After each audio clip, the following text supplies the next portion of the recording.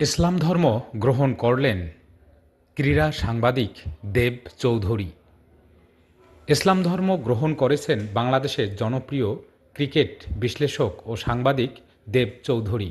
শুক্রবার জুমার নামাজের পর রাজধানীর দারুস সালাম শাহী মসজিদে তিনি শাহাদাত পাঠের মাধ্যমে আনুষ্ঠানিকভাবে ইসলাম ধর্ম গ্রহণ করেন।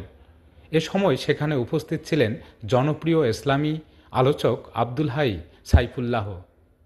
ইসলাম গ্রহণের পূর্বে মুসল্লিদের উপস্থিতিতে এক সংক্ষিপ্ত বক্তব্যে দেব চৌধুরী বলেন, আমি সম্পূর্ণ স্বেচ্ছায় আজ ইসলাম গ্রহণ করছি। যদিও আমি এখনও আরবি পড়তে পারি না, তবে আমার ঘরে কোরআনের বাংলা অনুবাদ 3টি কপি রয়েছে। শাহাদাহ পাঠের পর মসজিদে উপস্থিত মুসল্লিরা তাকে উষ্ণ অভ্যর্থনা জানান। অনেকেই তাকে আলিঙ্গন করেন এবং শুভেচ্ছা জানিয়ে ফুল ও পোশাক উপহার দেন।